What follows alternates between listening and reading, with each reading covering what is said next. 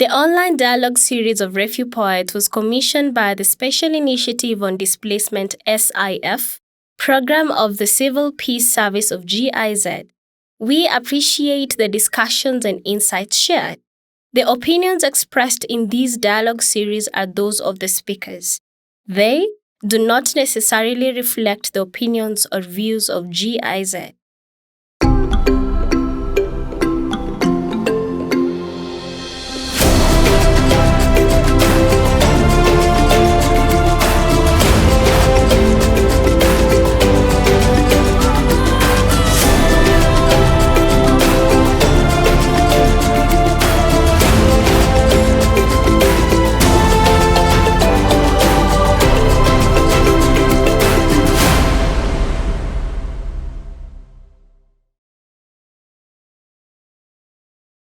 Hello and welcome. It is said, give a person a fish and you will have fed them for a day.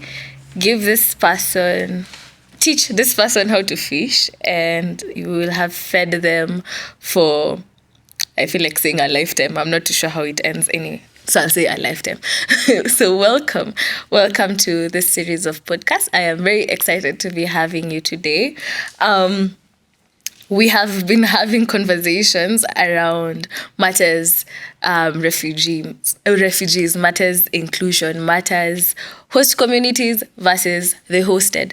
And I'm super excited about these conversations. Every single time I think about what we are about to get into, I am excited for the knowledge that we are about to unpack. And this conversation is made very possible thanks to Anika Initiative and JZ CPS Special Initiative on Displacement. So thank you very much. And thank you for listening in and thank you for viewing. And today's conversation, we are looking into livelihoods. We're looking into economic inclusion. How do we have a conversation about economic inclusion and livelihoods, and how do we actually actualize this? How do we make this a tangible thing for people who have been displaced, people who have experienced displacement? So refugees, IDPs, anyone who's not in their home country, anyone who's not in a space where they can freely make their own money, like people of the host communities can for one reason or the other. And so with me are three amazing guests, and I cannot wait for you to meet them. So karibu tena, my name is Joy Chenyenyuzi, and these are my guests. So I will start with you, gentlemen. Kindly tell us your name, what you do. Karibu. Thank you so much. Okay, my name is Bahati Gislain. I'm a refugee from Republic Democratic of Congo, and also the executive director for one of the refugee-led organization called the Kintsugi. So what we basically do is to empower refugees and to support them to be self-reliant, to be able to go out there and orient their life the way they want. Yeah, basically that's what I have to say for now. We operate in one of the three very places in Nairobi. One is in Kasarani, and another in Rongai, and also in Ngong Town. Thank you so much. Thank you so much for being here. Yes. I am excited to have you. Thank you. I mean, welcome, Tena, because you've been here before. Asante. Hi. Karibu again. Asante sana. Yeah, so I go by the name Jean-Marie Shimwa. Other guys call me Sid. I am the chairperson and partnership leads of a refugee organization called the Voices Community. Some people call it YVC, the shorter version. Primarily what we do, we empower advocacy for refugees. We appreciate that it's important to have conversations that influence policy change with regard to issues around economic, issues around education, and issues around even their survival here in Kenya. It's important that we have those conversations, and we try and empower that through events, through being part of certain stakeholders meetings. And in another big way, how we do our programming is we support educations in emergency, especially now in time of COVID. we've partnered with Save a Project to offer education content. So we have a mobile library. Basically, we have someone taking books to refugee and host community children into their homes. And we also have class sessions inside our space in Umoja. And we also have some life skills training and digital literacy training.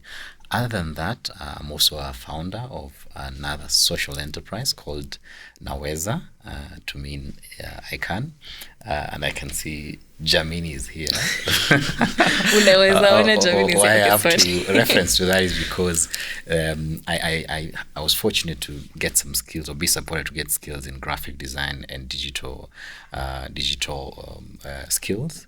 And I was able to, now with what I'm learning in university journalism studies and the skills I got, I founded a media and mentorship initiative to empower refugees to have a more broader conversation, empower them using doing interviews for what they are doing, positively impacting the community and those kind of things.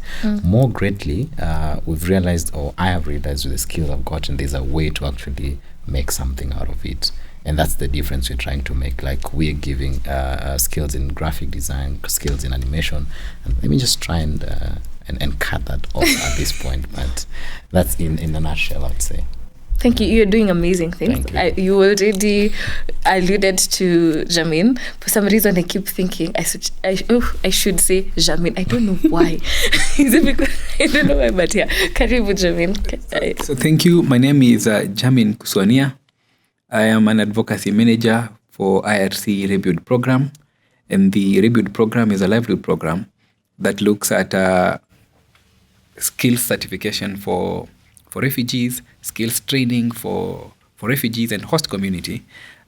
We're looking at the components of 60% being refugees and 40% being Kenyans, meaning the host community.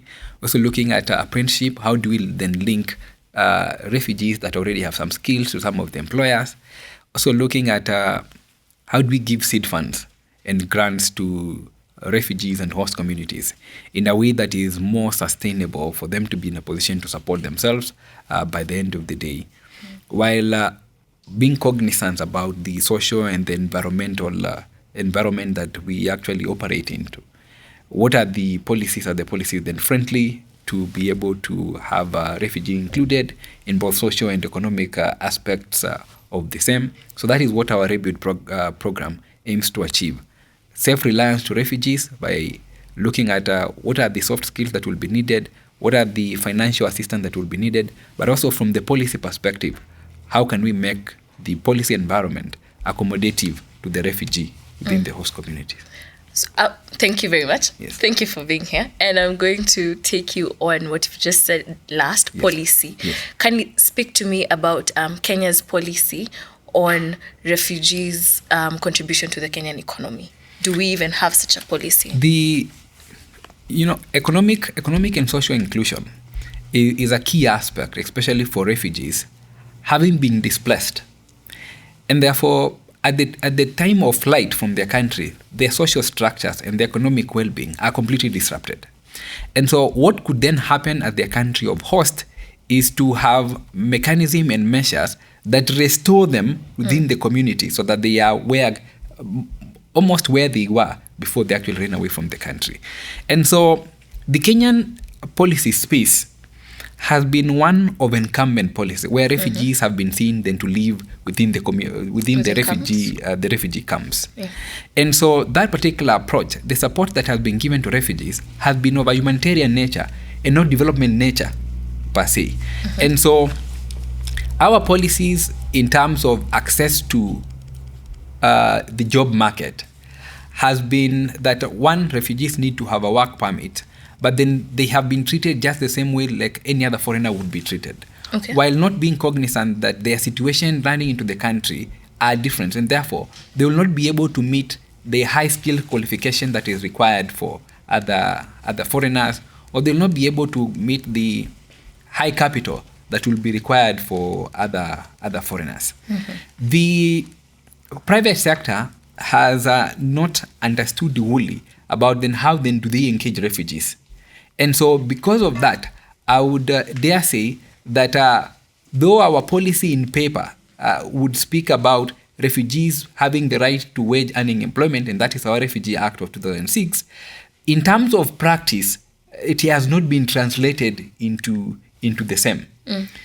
Both private sector and government have not put enough policies in place that could help spur the economic and social inclusion of refugees. Yes. So pretty much it is a system that is a little bit excluded towards it's like an exclusive club for the members of the host community, and if you do not have the resources to get into our space, into the business space of the host communities, then you are given to suffer as a refugee in this Kenyan space. Is that it? I would say so. And coming from the background that humanitarian aid is about giving persons money for their food and for their rent. The development intervention, which have been missing from this particular space, and that's why Kenya has a protracted refugee situation for the last 30 years, is that the missing of that particular link is that there have not been structured interventions where it's possible to give them money to do business, and then their documents enable them to be in a position to thrive in that particular environment. They can be able to pay their tax, that is the KRA PIN. They can be included in employment by other particular employers. But the fact that they do not have the work permit, for instance, the fact that some of the services that could aid the economic inclusion, such as access to driving licenses, they cannot be able to get driving licenses. Okay. The fact that financial inclusion, they have been excluded from accessing financial services from banks and from M-Pesa, then that in itself excludes them from fully participating within the economic space where we have, and therefore we have a majority of them only operating within the informal sector, either hawking or maybe doing some little vitenges at the neighborhood, where it doesn't in itself will not be huge enough to make them be able to feed their families and be self-reliant by the end of the day. So that is the disconnect. I hear you. Thank you for bringing that to light. So, Jean-Marie, you are running organizations. Yet your status in Kenya is not of a host person. You're not a Kenyan citizen, but your status is that of a refugee. Yeah. How did you do this? How have you managed to to establish organizations, run them, with the background that we've just been given of the policies? How have you managed to navigate the system? Well, I want to first appreciate that Jamini has talked about the policy in place is more of a humanitarian aid than development. Yeah. That is very true. But what I usually say is that wherever there is something, there's a problem, there's a solution. And for us as a refugee-led organization, we've seen that there's a problem, there's a disconnect in that sense, that so many organizations come with that humanitarian aspect, that they want to just show refugees as like recipients of just end favors or end support. But for us, we've seen that we can do something, that there's a difference we can make to make the refugees we support and us ourselves as refugees to move out from being beneficiaries and turn to be people can contribute to the economy and the space in Kenya. And one particular thing that I would say is that Kenya is actually a very good country, a very receptive country. And with some of the acts that are there, it's allowing refugees now to actually open CBOs and businesses. There's rights to that. And so my experience was a bit difficult at the start. We actually had started with intermediary who was trying to help us register for the company, for the organization. However, I would say that there's so much lack of information out there for refugees. We didn't know that we could actually register it ourselves, but then there was the aspect of you have to include Kenyans inside, which I think it's not a bad thing, because when we are talking about things that are supporting the community, we are in these communities together. The same challenges that refugees are facing, which are unique to them, but there are so many other Kenyans that are also facing the same issues. And so putting them into that that concept is important. And so for us, we registered the organization with the Ministry of Social and Development, I think, and up to now we've not had so much problems, I'd say, and things are working out. We managed to get a KRA with documents from the chief and even bank accounts. One thing I would say is that it is unfortunate that some of the documents that we are given as refugees, like something like the ID that I have, or basically the ID, which is the initial identification, has not been put on a level that it's recognized by everyone in Kenya. That it's very unfair. You have an ID given by the government in collaboration with the UNHCR, but then that invalidates anything that you want to do after. Talk about even education. You access education, you go up to university, but then at the end of the day, you come and be told that, hey, unfortunately, this ID we cannot accept. You see, like that's not something we need to be talking about. You've said that you're giving IDs for refugees. Let that help them on the minimum to survive here. It's very unfair. We all know that the interventions for solutions are not a lot. It's limited. You talk about integration. You talk about even financial assistance that we talk about. It's not enough, and so it's sad that we have documents that cannot give us validation to what we want to do. But it's important, I say, that despite that, the government or some of these organizations like IRC and Kituo cha Sheria and others are trying to venture into advocating, even ourselves, trying to advocate for more of the inclusion, more support for our organizations, and giving us some sort of like self-reliance despite the challenges. Thank you for mentioning and talking to us about the registration of the companies and what you had to do and the process you undertook. What I find very interesting is that you need to have a Kenyan within the organization. But my question is, you talked about you are registering via proxy. Is that still the case? Do you still, assuming you're to open another company, and we at this point we're assuming you don't have this other company, so you're about to open a company right now.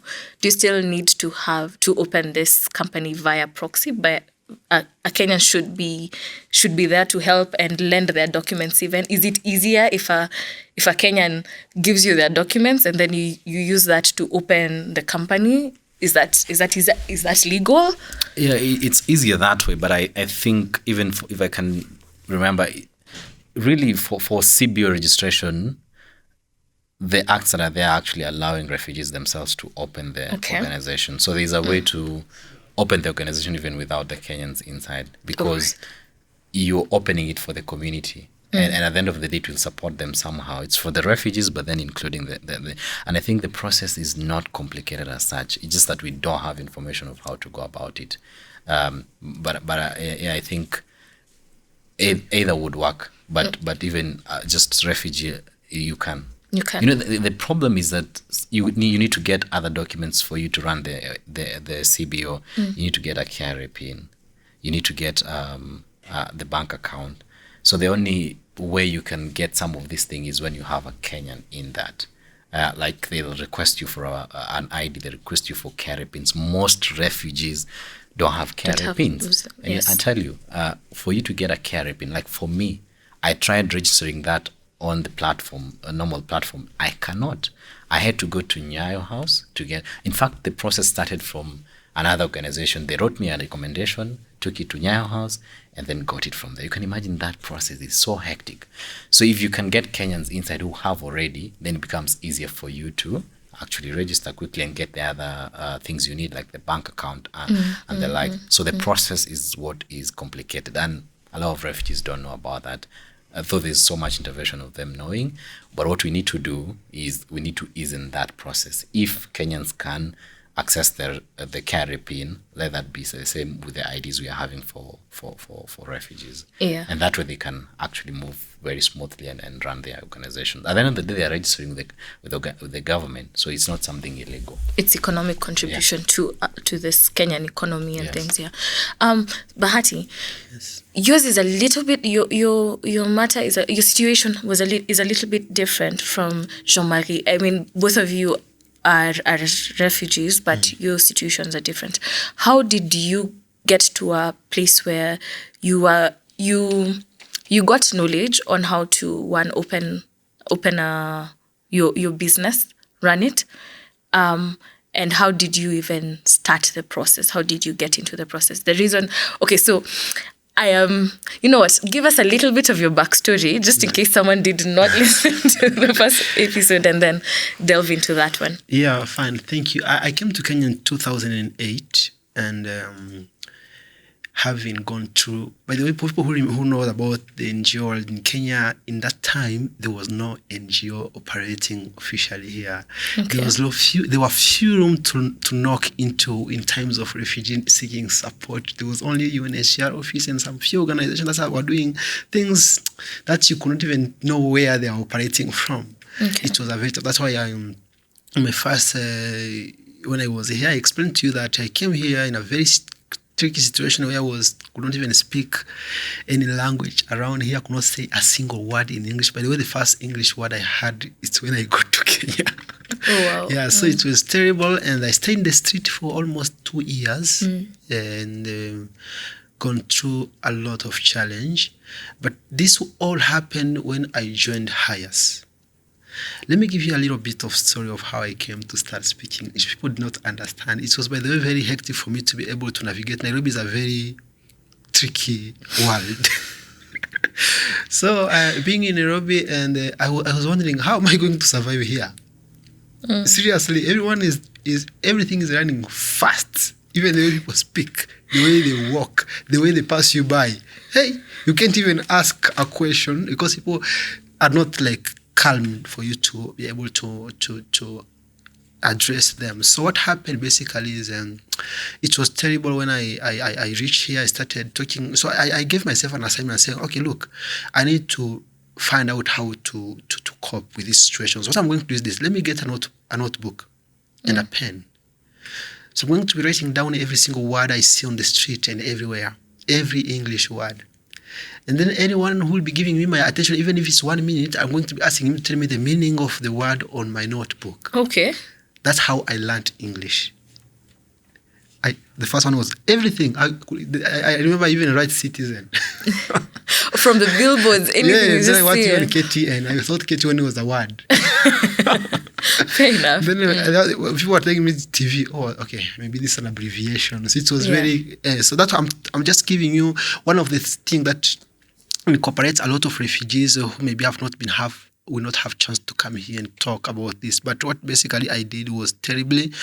And then when I joined HIAS, it's when I started learning about how can I use my previous experience to tell refugees, look, I started from the street, went to Gikomba market carrying people's luggages, and taking a notebook and starting learning how to speak English by myself, noting down everything I see on the street and ask people the meaning. So when I went to an interview in HIAS in 2013, I did my interview in English and I could speak English. And all the candidates I was with, I passed the interview and I started working with HIAS. So that's where you got empowered and starting.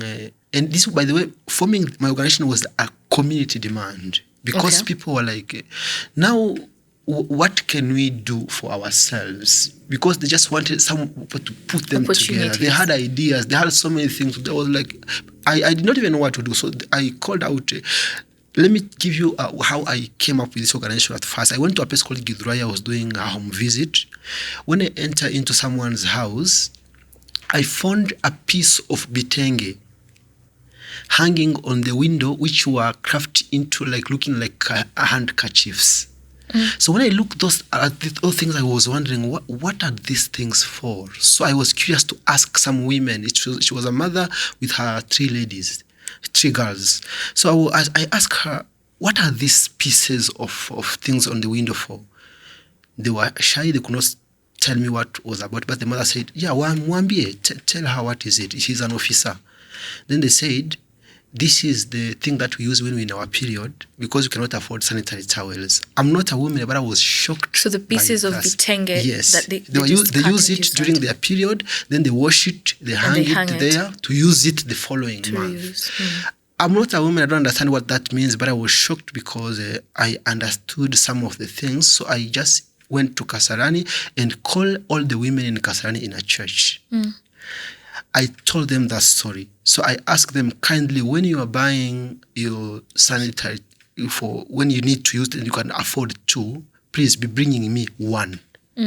So they start bringing me one when they are buying for themselves.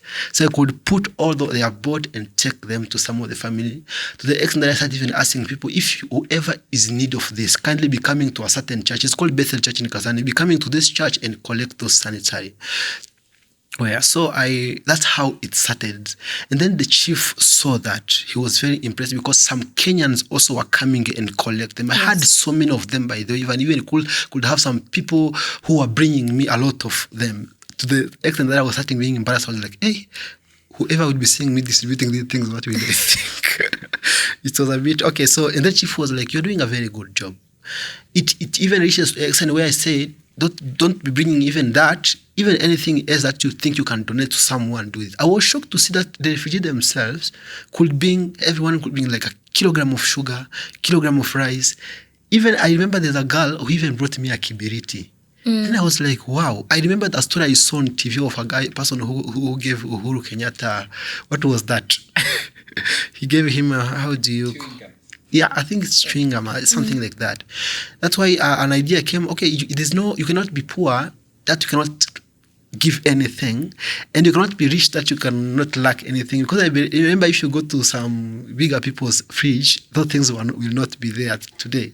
So people need each other in various ways. So that's how the organization started. Yeah. So it was a community demand. It was a community well. But I think the issue which is there was... lack of awareness, because some offices we go to, some people are a bit knowledgeable because Hayas has been conducting some of the Tango talk where they were talking, some of the lead about the refugee law. Some offices do not understand about those things. So I remember when I was opening my bank account with Cooperative Bank, I met some officers who were like, hey, hii kitu hatujui. But when he went talking to his boss was like, it's fine. But I was like, okay, they don't even know. Some people don't even know. And some of the things are just there. But because there's no enough awareness about this, you'll find it hard to be able to knock to every office, unless you're lucky to get someone who are trained by some of the organization like IRC or HIAS about the right of refugee in one way or another. And I also think that when we started operating, our work were even touching to Kenya, because even during COVID-19, we were able to give food to over 3,000 refugee families, including more than 600 to 700 Kenyans family. And then this was everyone could see that our office, when every office was closed, our office was operating, because at least as you are there, people are not supposed to walk long distances to go and look for big offices. They were just coming to our office and get food. And this really helps us a lot, because it really helps us make sure people understand what is happening in the community and see the impact of what we were doing. So now our organization is embraced by even Kenyans and everyone, and it's just there to support. I think it's a good start, and it's a very good thing that is happening. Yeah, it really is. Yes. You have talked about seeing a gap in the society and filling that gap, and that your reach is not just limited to the refugee community; it also spreads to the wider host community. Yes. And so, my question, Jermaine, is what are the possibilities of economic inclusion for refugees in the Kenyan society? Because refugees are already contributing so much, and how do we open this up? How do we even stop having this is a refugee boundaries and then this is the Kenyan ones? How do we just integrate and how do we how do we achieve economic inclusion? The conversation on economic inclusion has now been happening. Especially, I think since now 2 years or 3 years ago. The question has been the how. How do we then integrate this particular aspect within the community? Yeah. The government has come up with what they will call a comprehensive refugee response framework. Okay. Which is supposed then to guide, among other things, the inclusion of refugees in all spheres within the country. They have the livelihood sphere, education sphere, They have even in access to water, healthcare, and some of those particular services. And so now that we are having a framework in place, the next level that we need to move into the space of implementation. And the space of implementation has several actors. What exactly, there's a space for what exactly the NGOs then will do. They're working with the refugee-led organizations for that. The space of NGOs to advocate, as Eshimo and Bahati are saying, that the refugee document on itself, that the refugee document is enough for them to access financial services. The refugee document becomes enough for them to access KRA PIN through the iTax. The refugee document becomes enough for them to be able to access driving licenses. The refugee document becomes enough for them to be in a position to access e-payment portal for the Nairobi County City, for instance, for them to be able to pay services. So there is a complete understanding within the refugee space that we need to move towards economic and social inclusion of refugees. It has remained the aspect of implementation where we need then to factor our policies to be able to respond to what the government and what NGOs within this particular space thinks that will be important for inclusion. The economic inclusion of refugees, my take has been that it only becomes ripe if refugees can access employment on their own, if refugees can be able to educate their children, if refugees can be able to access other social services that exist to Kenyans on their own. And so my take is that economic inclusion is a journey, but we have all players that will need to play. The private sector needs to not to look at refugees as some foreigners. They need to give an opportunity for them. If they have the skills and they qualify, then that needs to be incorporated. Because currently, the Kenya National Qualification Authority that has the responsibility of recognition of prior learning has actually included refugees in that particular space. Okay. So they're looking at what are the skills that refugees have. Let them then recognize them because they have skills, but they don't have certificates, either in the informal sector or the Juakali sector. They link them with other institutions like NITA, so that they can have the certificate accredited, and therefore it's possible to link them with the private sector. Something that our rebuild program is actually gearing towards to ensure that we have sustainability, so that we don't have projects that begin and they end, and then we don't have sustainability by the end of that. How is the localization aspect happening? Working with refugee-led organizations and other NGOs at the community level to ensure that we have a stability in that. Once that happens and we have refugee included in community-based associations, community development associations and neighbors, then we can have a journey towards a social and economic inclusion that brings together everybody. That makes so much sense. What skills are there amongst the refugees that we need in our economy? And I will start with you, Jean-Marie. What skills are there? What skills are there? Good question.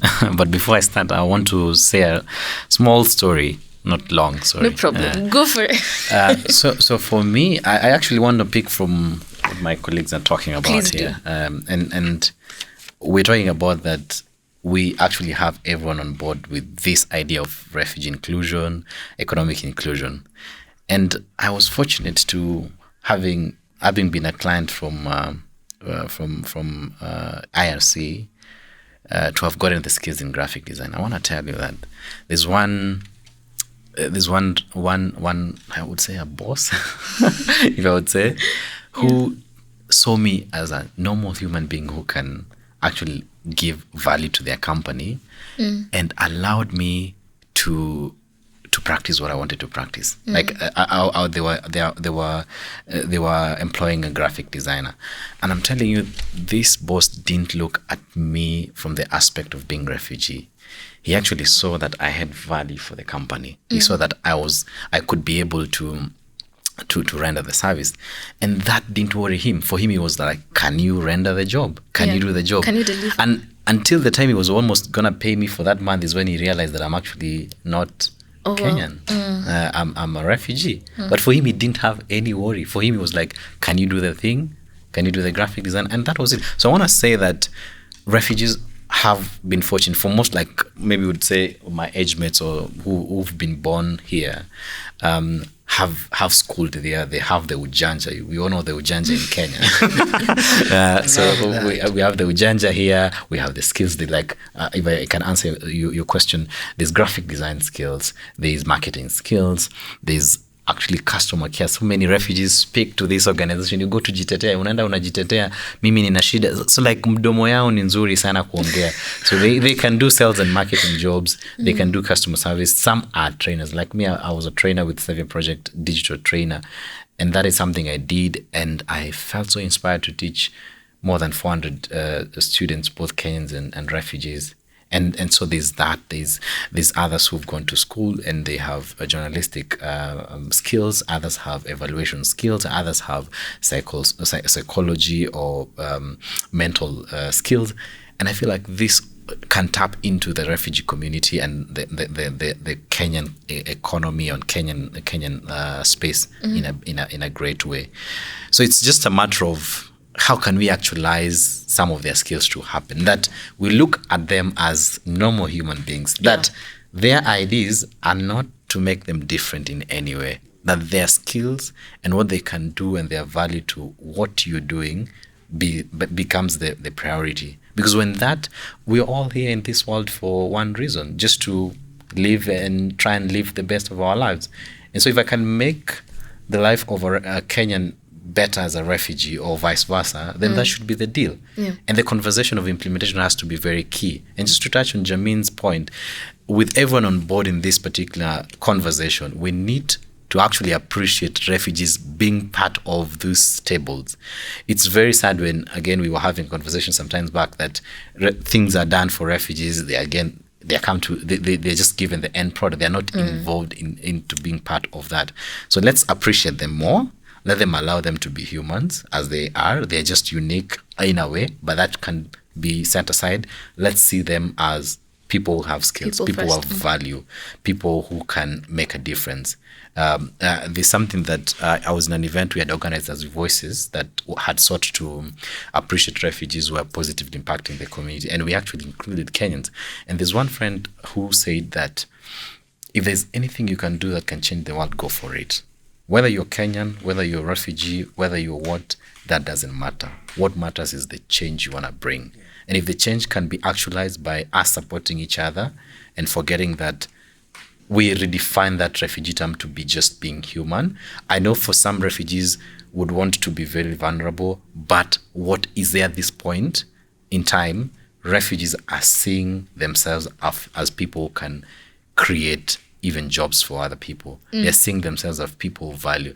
Let's appreciate that more. If you appreciate that more, we'll alienate the issues of being beneficiaries, we'll alienate the issues of dependency and make them move forward. Because at the end of the day, we'll not have all this support for forever. Some of us need to progress. The only way to progress is supporting our CBUs, supporting our skills, supporting our businesses. And that's key. And also to note that Kenya is very receptive. So let's show the receptive and the welcoming, even in issues to do with their policies, with issues with their economic inclusion. So I am very cognizant that we are having this conversation with a backdrop of, I think more than half of the Kenyan youth going without jobs, unemployed, and I think I'm not very conversant with the exact statistics, the exact numbers, but I do know very many Kenyan youth are unemployed. Very many of them started businesses, then COVID hit, right? So we are having a conversation on economic inclusion for others, okay? But then, the ones who are already there don't have these jobs, right? Why is this a conversation that we are even venturing to have? Is it because we are saying others are better? Is it because what exactly is it that we're trying to achieve? Can I go first? Yes, I mean, I'm throwing this right here, and then because I get it's such a big Yeah. please go for it. I think providing of opportunities to refugees is not excluding Kenyans in that. That should be. If anything else, that it is not a call to favor refugees in access to opportunities. It is a call to ensure that the environment is conducive for everybody to be in a position to participate economically for this particular and sustain their lives. The contributions that refugees would make in a particular economy, if they went out doing their own businesses, they have the potential, as Shimwa said, to employ even other Kenyans within their own enterprises. They have the potential to contribute then to the taxes in this particular country. We have majority of refugees who operate in the informal sector. They could formalize their businesses, but they can't.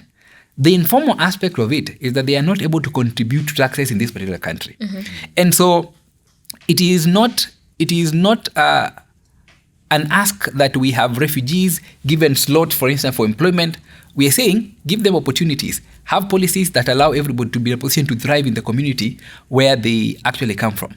And once we do that, the tale out there is that refugees are dependents. So how do you deal away with the dependence?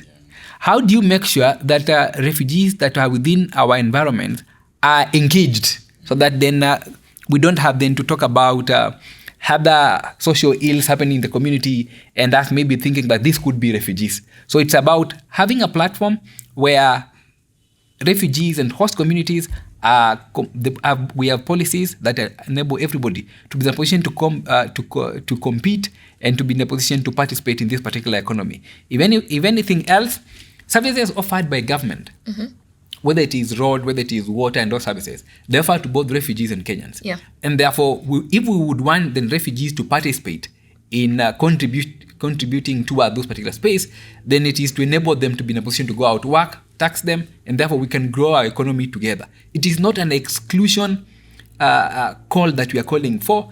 It's an inclusion aspect where we have everybody on board. Yes. Anyone wants to add on it? Maybe I can go on as Bati gets in. So what Jamie Also has, maybe to throw it in. They're coming to take our jobs. Yeah. I'm just throwing that in. So yes, continue. Well, I don't think it's something about taking up your jobs. Sometimes this thing is a push of yourself. Like the opportunities might be there for you, but you don't know how to recognize them and also take them up. So it's just that we are cognizant and we appreciate that refugees in this country have these unique challenges that are there that they are not able to actually move forward if they're still there. So we are saying that the same way a Kenyan can access opportunities with the basic that they have already, the academics, their documentation, let that be the same. And then let's compete with each other in a way that it's more like we want to include each other. You know what? When a refugee comes and starts something, they are not doing it for themselves. They're doing it for the community also. Means that if there is a way a Kenyan has a skill to impact in that CBO or in that business, they'll come in. I'm going to tell you, for example, in my Naweza initiative, I do graphic design, but I don't do animation. But I have a Kenyan who does for me animation. I do video editing, but I don't know how to do so much great videography. I have a Kenyan in that. And what happens is that we share that burden and share the profits, meaning that there's a way we're including each other. At the end of the day, what we're saying is that nobody, and I'm telling you, even from Bati will tell you, that nobody looks at another person as Kenyan when we are living here. We look at each other as the same people. There's never a time where I've interacted with someone and I'm asking them if they are Kenyan. For me, I know maybe they're Kenyan or maybe they are not. But then what I'm appreciating is that there's something we can work together for to make ourselves better. At the end of the day, what is there is what is the ideas. Whatever can impact I as a refugee to come up with ideas is a big thing. If also a Kenyan can appreciate that and also come up with that, then they'll come up with so many things. I'm going to tell you, for example, there's so many initiatives that come very simply, but they make so much impact. For example, you say something, for example, together we learn. You see, it might look so simple, but there's something that can come from that. So if that can be a concept from refugee to Kenyan or Kenyan to refugee, that's a deal. And for me, I don't think at any point we would say that we are taking anyone's job. It's about our proactiveness. Yeah. How proactive can we all be into promoting to this economic, into the Kenyan economy? And let's appreciate that. Yeah. That I can see you have skills that you can give to this particular economy and do something and do a difference. At the end of the day, change will never come by sitting. It will come by people realizing it, recognizing it, and coming to its action. And that's the basic. So if that's going to be correlative from Kenyan to refugee or refugee to Kenyan, let's support that. We're talking about integration. What does that mean? Do you want to say that we start now speaking about refugees are taking our jobs? They are not. We are just actually contributing to this To the same economy. economy. And so many of us, Bahati will tell you, they have Kenyans in the organization. We have Kenyans in the organization. So it's important that this is said in that way. Again, refugees are unique, but we're saying that let's try and put them into priority of being people who can actually make a difference. And you know what? The same way we'll support that is the same way we'll support other Kenyans to think that way. And that will bring up a generation that is more dependent, and no, like more, it will not depend from Independent. Independent, and create a more inclusive and more growing economy. Yeah. Yeah. Bahati, do you have anything to add? Yeah, thank you so much. You know what? No one will even, no matter how wealthy you can be, you want to be surrounded by poor people because they'll bring you down. They will not help you in any way. You get people where the world is heading currently, and we're heading to the extent that people don't no longer look at. You look at some of the developing country, and you'll wonder, Kwani, this like United States, who is there? Everyone, Kenyans are there, they're American. Congolese are there, they're American. Burundi are there, they're American. And how do people manage this and become the strongest power? Try just to figure that out. So that had made me think a lot. Let me tell you, like in my organization now, we have like 5 Kenyans who are parents. They have their kids. They get their salary from my organization. And do you think if today they are saying, Bahati, you can no longer operate in Kenya, those people are Kenyan. They're going to suffer. They're going to start looking for a job everywhere. It's still going to be an issue. We've got so many Kenyan. I know a lot of refugees have ventured into business like kinyozi. And some Kenyan are very happy to be to get their services. I think where the world is heading is a bit bringing out to the table what you have good and let me bring what I have. You people, you love dombolo. You always play them in matatus, and sometimes you don't understand even what it means. We are here. We are the one who have been singing them. And you want to go all the way from Kinshasa to go and look for them. Well, people are here. Who does dombolo? You get, if you go to some of the bar, people who do karaoke, they make people happy. Don't think they make them sad. People want to go there and listen to those music. And those people, some of them are refugees here. So I think we need to look at thinking in a way that what can these people bring to the table and what can we do together with them? Because first of all, what I've realized, we enjoy everything that's happening. We enjoy the security. And don't want us people to also contribute to what made the security possible. Yeah. We go to the hospital, that's our built by the government. We use the roads. We go to the market and we're happy to go to some of the malls. Why don't you allow us to pay tax and also make this better even? You get? Because everyone wants to see a very good environment. I have been always arguing about challenging some of the humanitarian actors, especially people, defenders of international human rights, to think about why do is it a human right for someone to be a stateless for 20 years, 30 years, 50 years?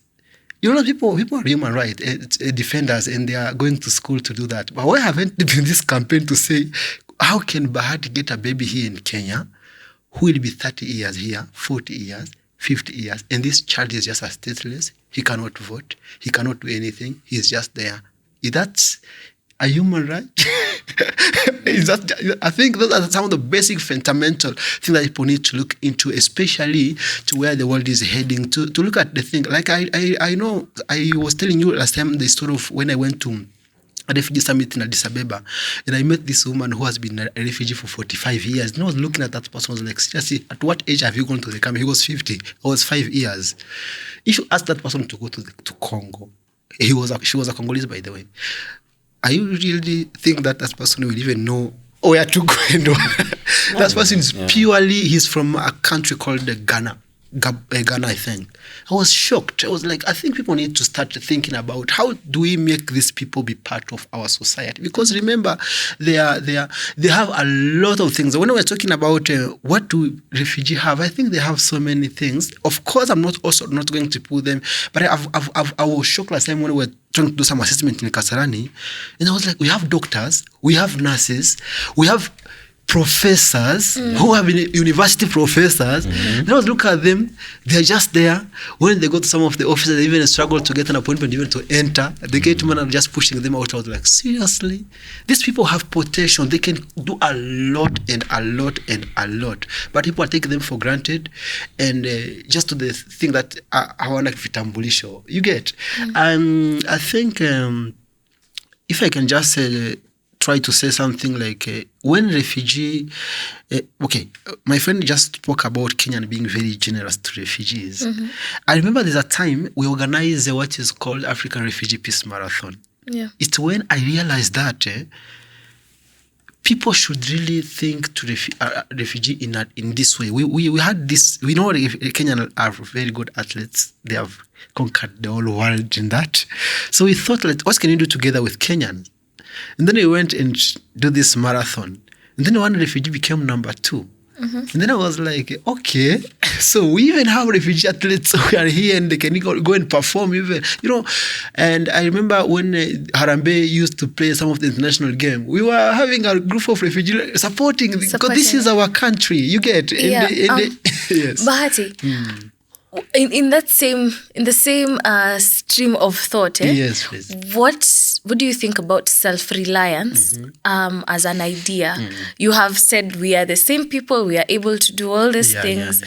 So what do you think about self-reliance as an idea? And then after that, I would like us to first tell me about self-reliance. Self-reliance. Okay, I think. I mean, after with that same stream of thought. I think you started with something very important when you were starting this conversation about giving someone a fish and teaching someone how to fish. I think that what everyone needs. People need to stand on their own. And he's talked about CRRF. I think people need to start about thinking about how can we impact these people and make. I was always fighting this idea of telling people to be self-reliant when you cannot even allow them to go there and you prevent someone from working, but still you want that person to be self-reliant. It's like putting the food on the table. Say, don't eat, but be full. They'll be like, okay. How will I be full and you're preventing me from eating? I think self-reliant is something that you're discussing. It's letting people go there and contribute and stand on their 2 feet and be able to decide their lives, be able to think on their own. That's why when we were discussing with the community last time, we were having what is called PFIM exercise, and this PFIM is people first impact method.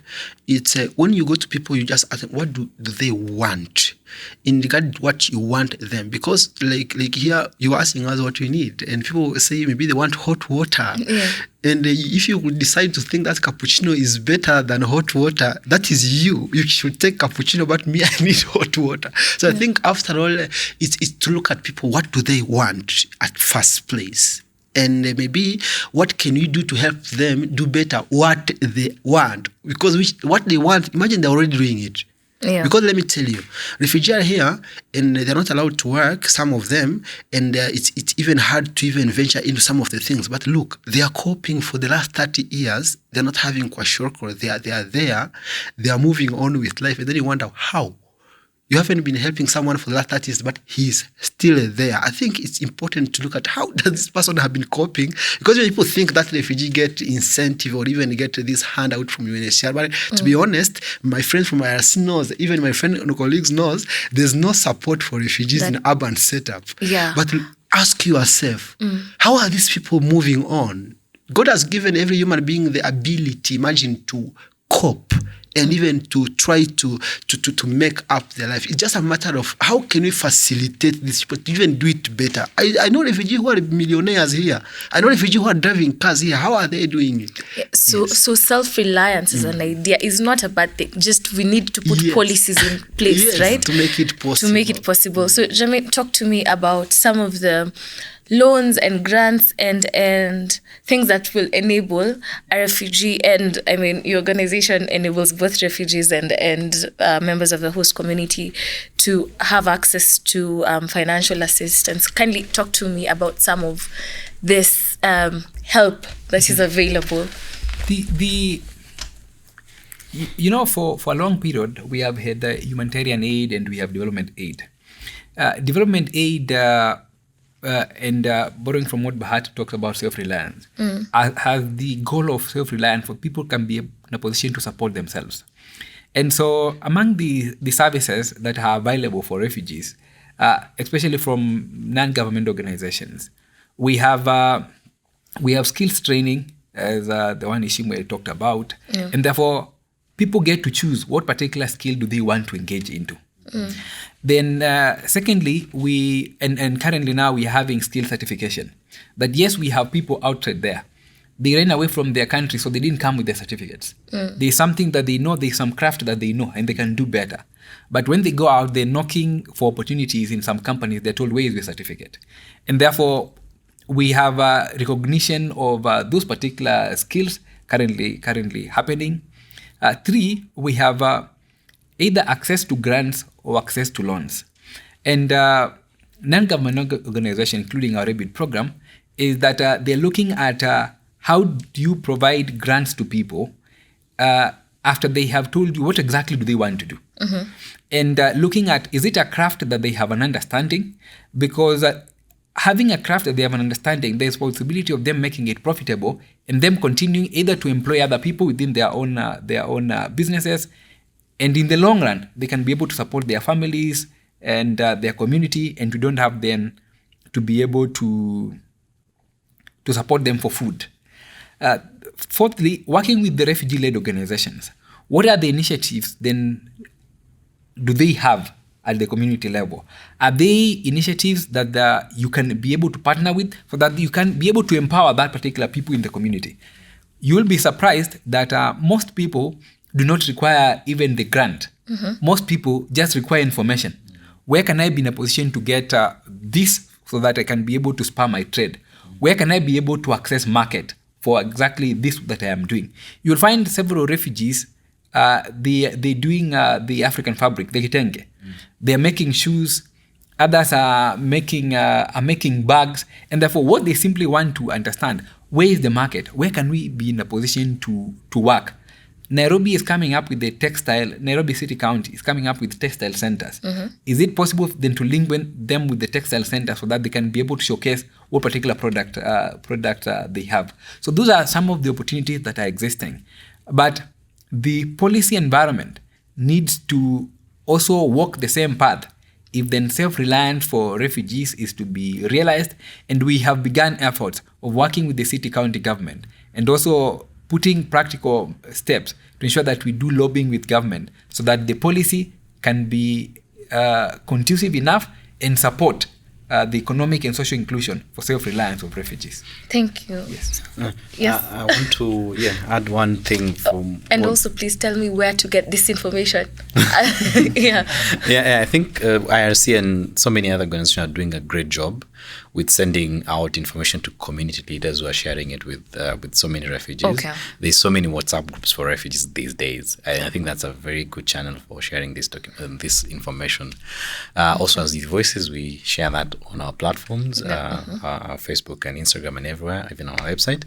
But I wanted to say something about self-reliance. I think from this conversation, from my expectation, I'm thinking that we take this in a more practical aspect. Yeah, that we're talking about self-reliance, and as Bahati had alluded, that it's just it's a good idea, but looks like it's been coated with some few things that are not making it to be realized. One, if you're talking about refugees being self-reliant, we have to make sure that they're able to access all these transaction or money transaction models.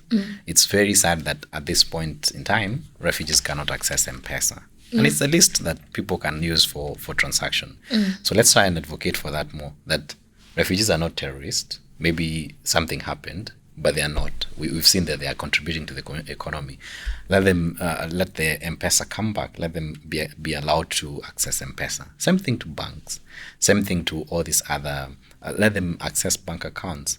Let them access all these things in a more easier way. And actually for Voices Nairobi, which I am the chairperson, we are working with a data specialist organization in London called Data for Change. And we are working on an advocacy campaign to sort of amplify some of these voices of refugees on more inclusion, more practical inclusion of the same. That these are the issues they are facing. How can we best address them? We've already been talking about that for the longest time. Can we now make efforts in saying that this is the issue, let's sort it once and for all? If it's a M-Pesa thing, what can we do with Safaricom to make sure that they get that assistance? And so the advocacy campaign will sort to bring a framework to that, an advocacy campaign that will give more sense to the refugee issues and more refugee contribution to the economy. But more importantly, again, I think for the self-reliance, it's a journey. It's a change of mind of realizing that it's inborn, and you have to bring it from within. That what is the challenge? What is the challenge? What's the gap that is there, and what can I feel?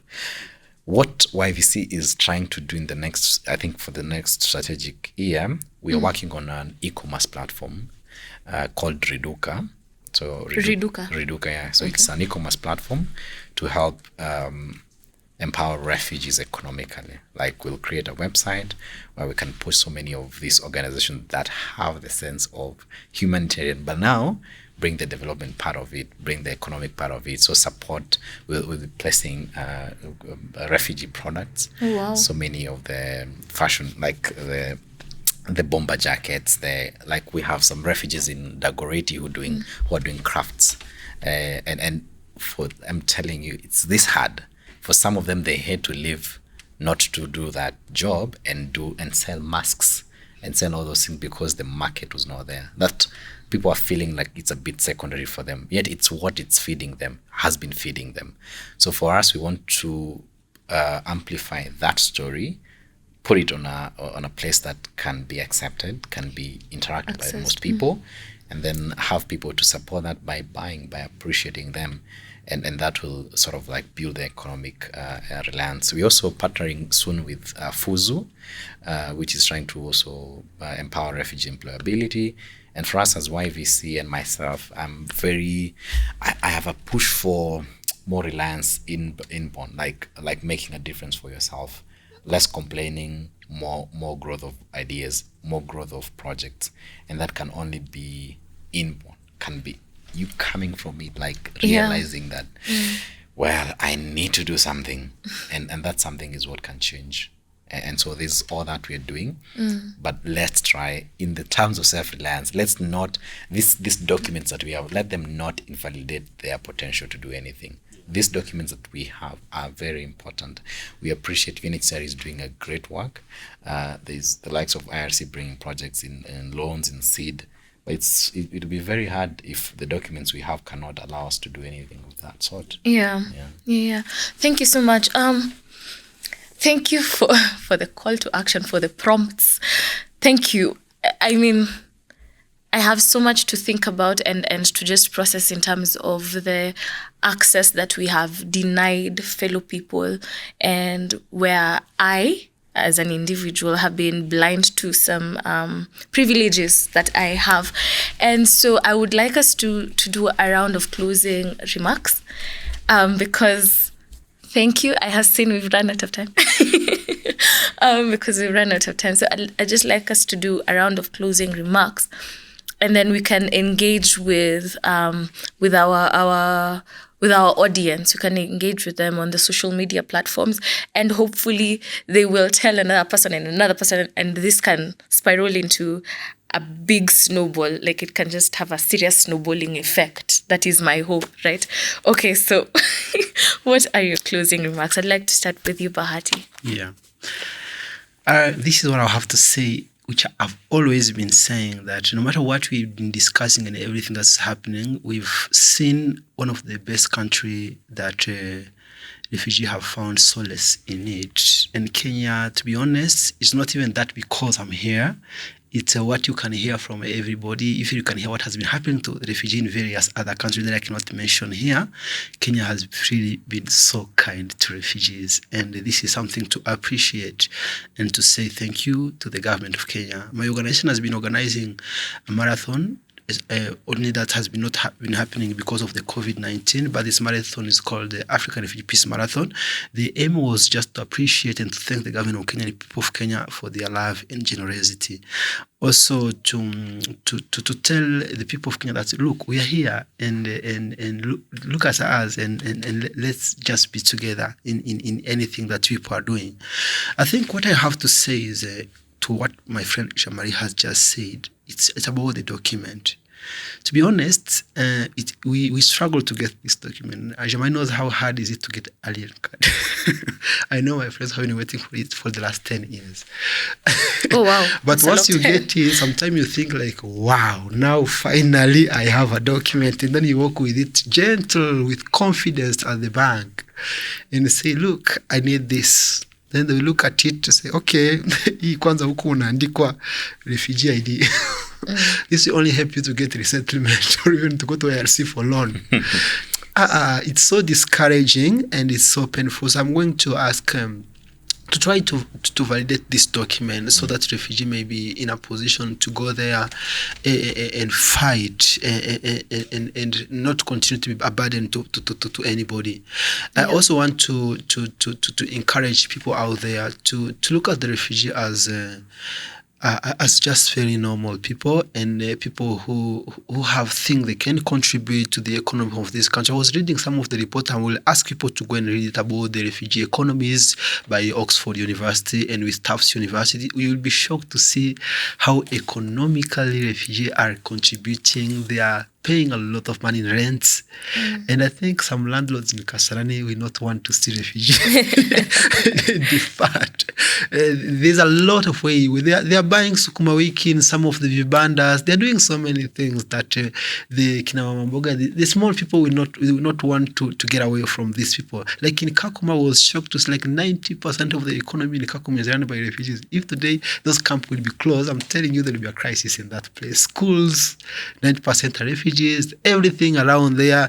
I think some people need to look at this in a very positive way to see how important can we include these people and be able to venture them into making the world a better place for everybody. Because for us, if you want a world to be a better place for everybody, we need to make everyone comfortable in this world that you are living in. And trust me, sometime I've just come to learn that when you haven't had this conversation with someone, you will not know how good and how best these people are. So let's have a conversation with our fellow Kenyan. Let's not look at us as just these people with dirty clothes that are being shown on website on the refugees, being people with carrying some dirty luggages and hiding it into trees. Looking at them as people, okay, after, because that's just one chapter of a refugee life. And they get graduated to the extent to be someone who is an executive director now running an organization and employing over 7 or 8 people working under me, being someone who have been in Nairobi street. I think I'm an empowerment story to some of the Kenyan youth who we look at this person who have a lot of privileges in this country, but can happen to do this in this country. How best can we do as Kenyan here? So I think that's what I have to say. And my final word is also to say thank you to the good people of Kenya. Thank you so much. Thank you, Bahati. Yes. Thank you for coming. Yours is a persistent reminder on resilience. Yes. Every single time I am reminded on resilience when I hear your story. So thank you for sharing your story. Thank you for telling us about your organization. Thank you for telling us about your initiative, to collect sanitary towels for people and distribute them, and how that is impacting the lives of so many people. So thank you so much. Yes. It is always a delight having you. Asante. Thank you so much. Jean-Marie. Oh, thank you so Can you much. hear the Marie? Can you? Okay, sorry.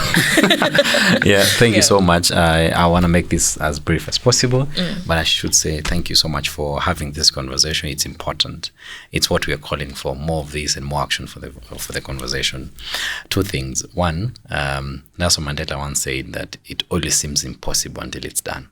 That feels like that for so many of the issues we talk about refugees, whether it's employment. I didn't speak about how it's even hard to be accepted in employment, like you're required for documents from recommendation, for all those things. But it feels impossible sometimes, very impossible, because of some of the policies that are there. But there's a way. There's hope. There's hope when we continue with these conversations. So I want to say, let's be receptive of those solutions. Let's be receptive of including refugees in part of the solutions. Let them allow, if you're serving refugees, you should accept them as they are. You should believe in them. You should not see them as beneficiaries, but see them as people of value, people who can bring change. The other thing is information is power.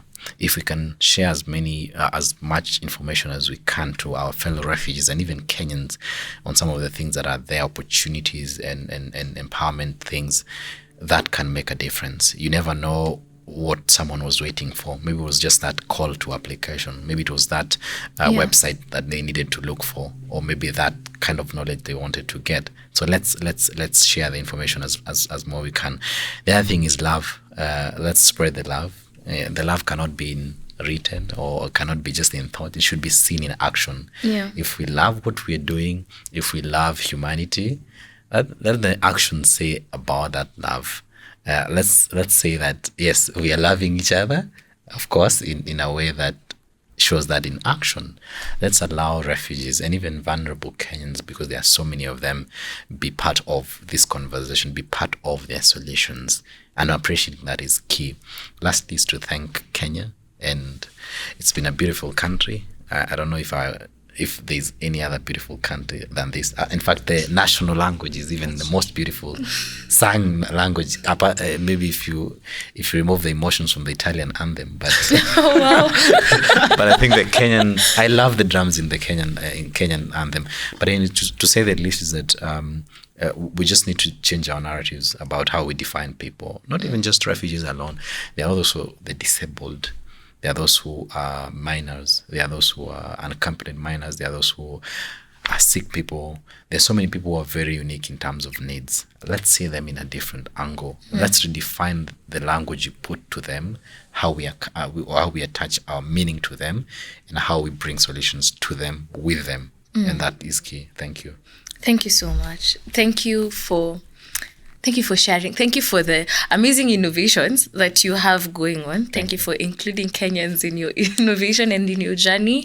I am excited to hear that you not only received skill, but you are also giving this skill. I feel like that is very, very important. So thank you, and all the best in the website. Guys should definitely check that out when it's ready. Yeah. Hopefully we'll be able to also help put out word. Thank you. So thank you so much. So Louise, a pleasure having you on board, and my pronunciation of your name is getting better. Thank you, Jean-Marie. Asante sana, nimeshukuru. Your closing remarks, sir. So thank you very much for having us. Thank you for these conversations, because the audiences out there that are really waiting to hear what's happening outside there, where can they be in a position to tap and get access to some of this particular information. My closing remarks are that economic inclusion is about survival. And therefore, what then refugees and many vulnerable hosts in informal settlements are looking for, they're simply looking for survival.